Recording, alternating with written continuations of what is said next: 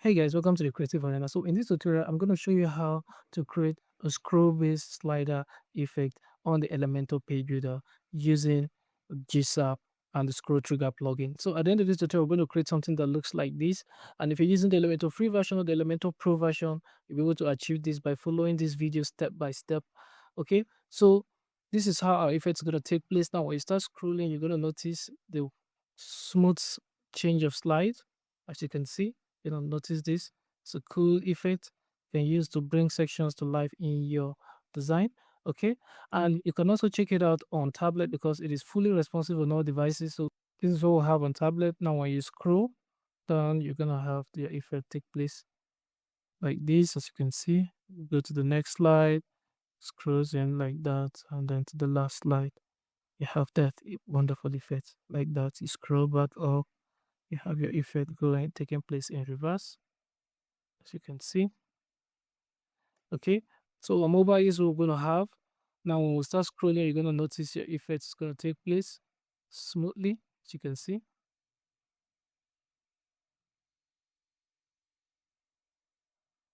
Okay, so without further delay, let's dive in and get started.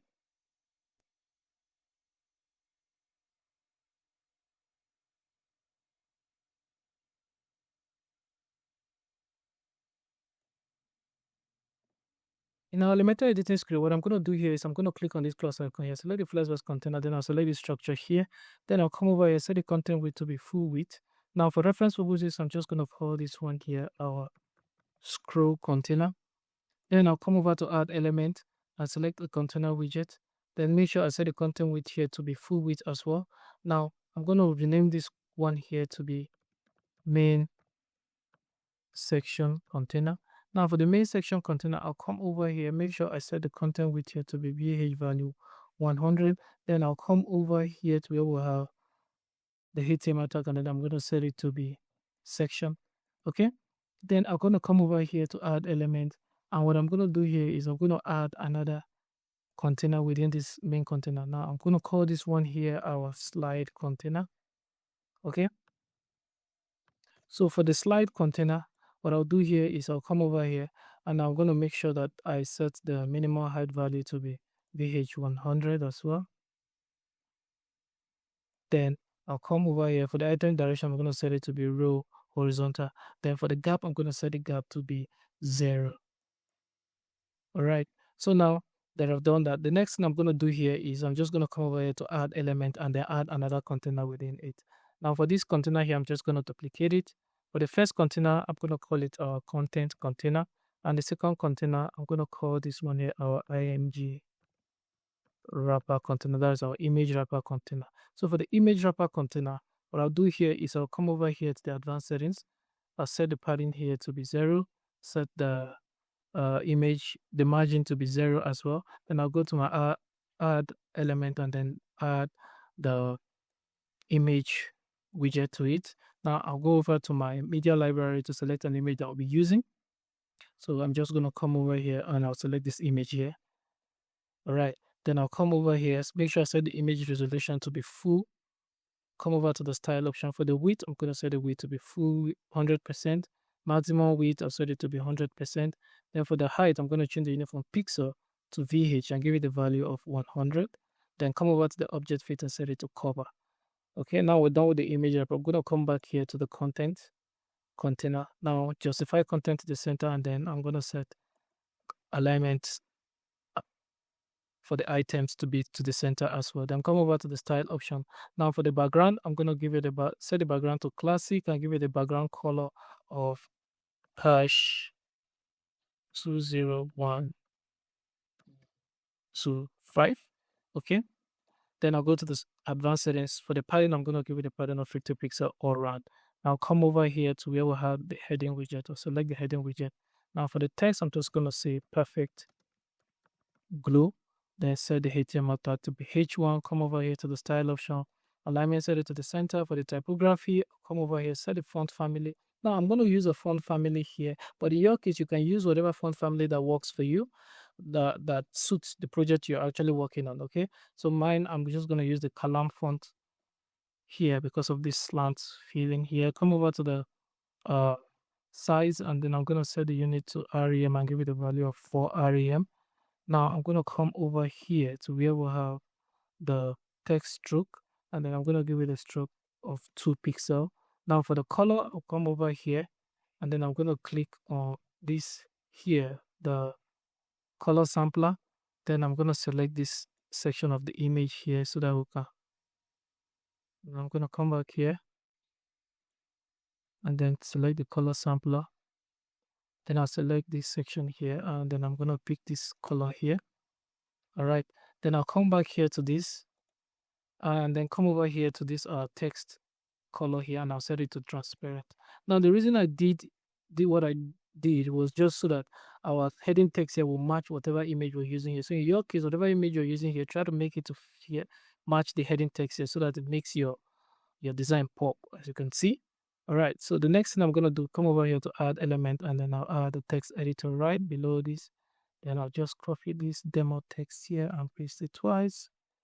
We'll just have much text there. Come over to the style option and tweak it a little bit, set the alignment to the center. Now for the font family here, I'm just going to use Nonito. And then for the font size, I'm going to set it to 18 pixel. Okay. Then I'm going to come over here to the color, text color, and I'll set the text color to dash db. All right. So we'll have this here. Then go to the advanced settings, come over here to the width and set the width to custom and give it a value of 90%. So this is what we'll have here. Okay. So now the next thing I'm going to do here is I'm going to set the responsiveness of this our design so that it works perfectly on all screen. So I'll go to the tablet. Now for the tablet, we're just going to reduce the heading size, and then we're just going to drag this here. So we'll leave it at 2.8. Then for this one here, we're going to come over here and I set this to 100 pixel like that. Then come over here to the typography font size, reduce this to 16 pixel. Now let's take it to 17 pixel. This looks much better. Now for the image, I think this looks perfect. This looks okay. Okay, so now we're done with the tablet. Now let's come over to the mobile. Now for the mobile screen, you can see that the image is not showing. You have to scroll down before you're able to see the image. So in order to fix this, what we're going to do here is we're going to come over here to the slide container, and then make sure the width here is set to 100%, and then the minimum height value is set to 100 VH. Then you come over here to the content, come over to the layout, make sure the width here is set to 100%, and then for the minimum height, you're going to change the unit from pixel to VH and give it a value of 50 VH.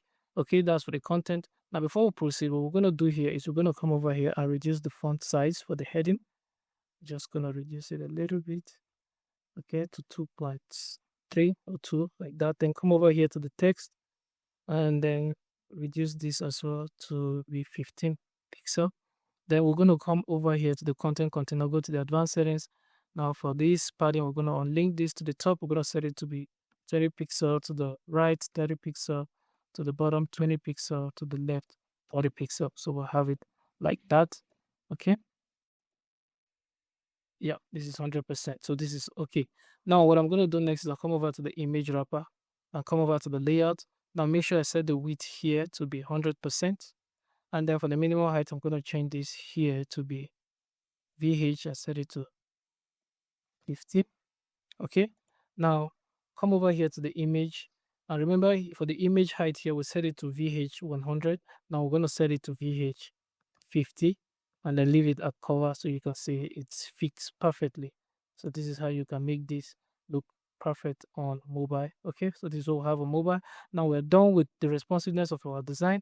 Now the next thing I'm going to do here is I'm just going to come over here and then I'm going to add the various CSS classes to all the containers here in our design so that when we start duplicating the slides, we don't have to repeat the addition of the CSS classes, and when we add our code, it's going to take effect instantly.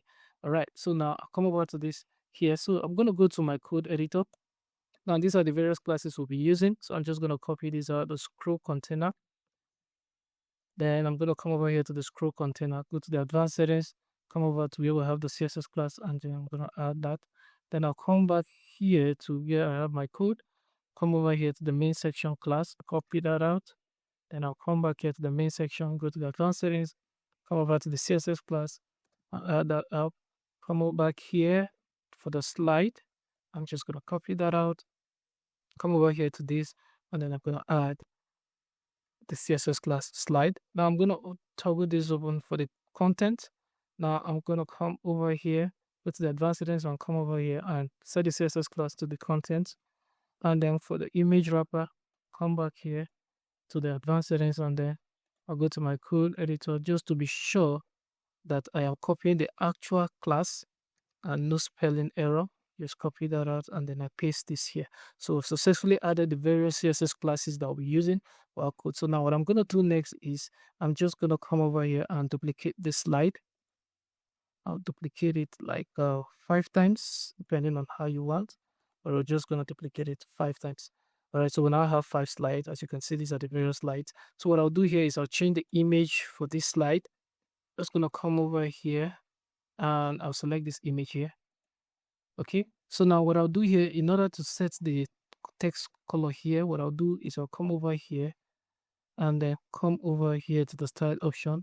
Now for the text stroke, I'll come over here under this color here, I'll set this here, and then I'll select the color sampler, come over here and click this so I can select which color will suit well. You can see which color you want.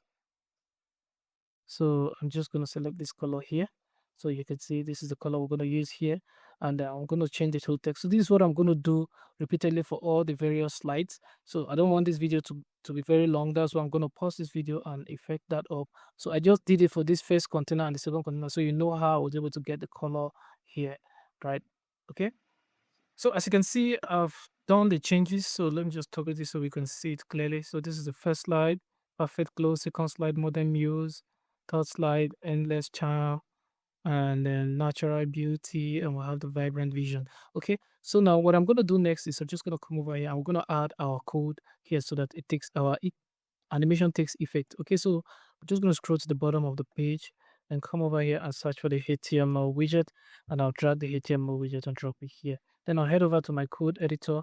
I'm just going to copy this code. You do not have to worry about this code. It's going to be made available in the video description, so you're just going to copy and make use of it in your project for free. So I'm just going to copy this out, come over here, and I'm going to paste the code here. So now our effect is not going to take place on our editor screen. However, you can notice that all the other slides are no longer visible. They are now stacked on each other because they are placed on absolute position. So what I'm going to do here is I'll click on the publish.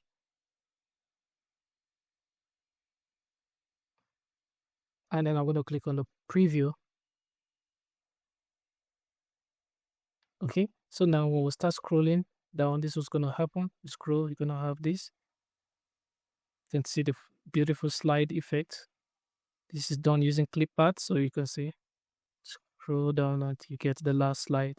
Vibrant vision. I scroll back up, you have them coming in one after the other, like that.